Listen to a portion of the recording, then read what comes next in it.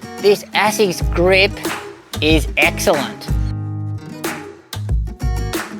But today it's going to be first impressions on the ASICS Nimbus 26. So very much been a part of their traditional running shoe lineup for quite a while now. But before we get into it, I've got to give a shout out to the Running Company at Geelong for hooking me up with a pair of these so quickly.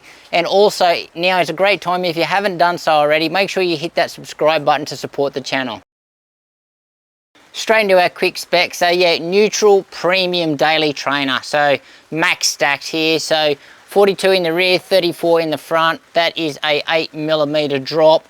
So price wise, premiumly priced, $260 here in Australia, $160 in the US.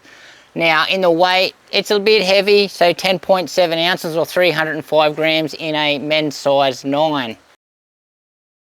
And in our upper here, we're using engineered knit, so pretty similar to last year's model, if you're familiar with that one.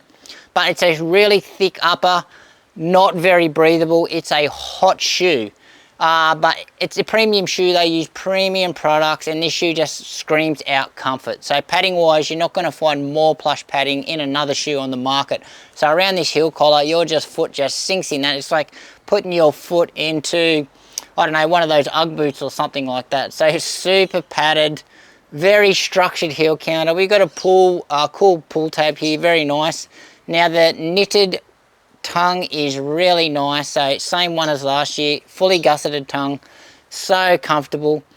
Eyelet chain, they've updated the eyelet chain here. So they've gone from the little wires, now they've actually just got some little leather straps or some felt straps. But the lacing system is quite similar. Lockdown, pretty good.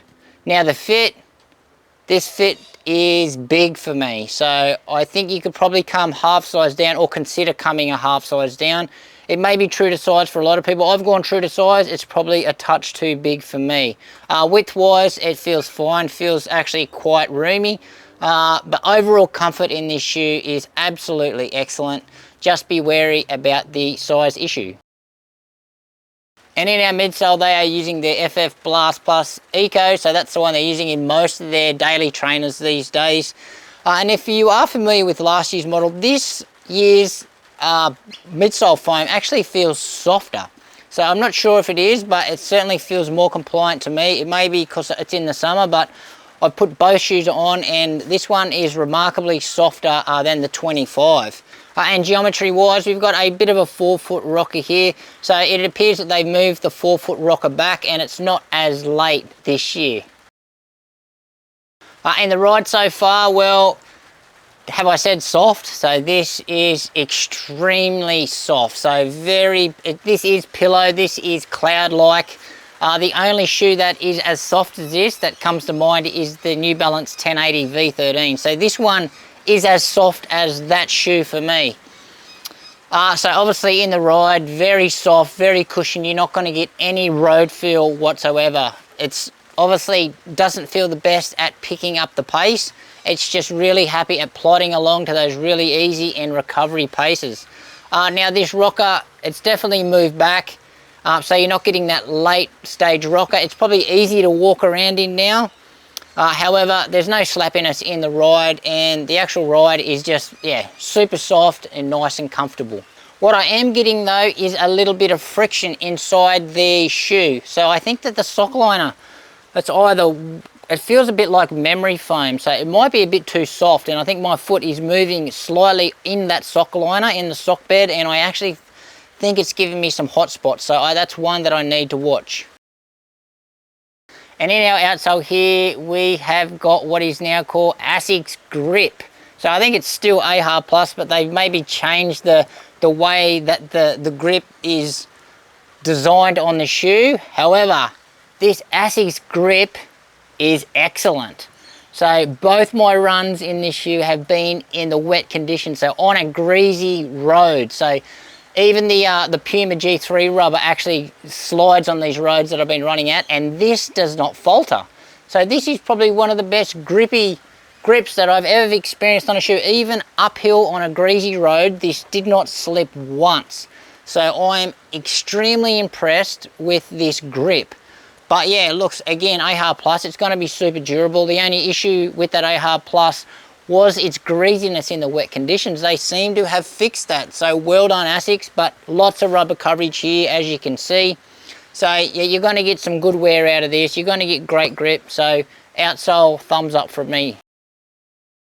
Likes for me so far is certainly that step in comfort. So this shoe, to walk around in, to stand in, it's probably one of the comfiest shoes on earth. The other one that comes to mind is the 1080. What I'm also liking is the grip.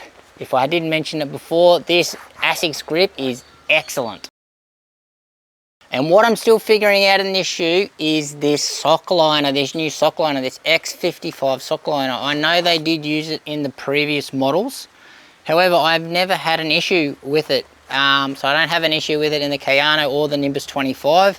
But this one just feels softer, and my foot is getting those hot spots. It's just sliding on it just ever so slightly. I think it's probably too soft. And yeah, so I'm still figuring that out, and I need to nail that down. And dislikes for me is certainly the thickness of this upper. This upper is so thick and hot. No good here for these Aussie summer conditions. Going to be a great winter shoe, but not so much in the summer. So overall, my first impression so far, so it is very similar to last year's model. So the upgrades for me are minimal. So most notably, the best upgrade is the improvement of the grip, and the midsole is softer. Apart from that, it's pretty much the same shoe, I think. The eyelet chain is slightly different. I need to sort what's going out here with that sock liner. So yeah, it's just half an hour or more in this shoe. It's actually heating my foot up a lot.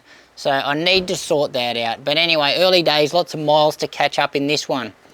Anyway, guys, that is it from me. You got any questions, please drop them in the comments below.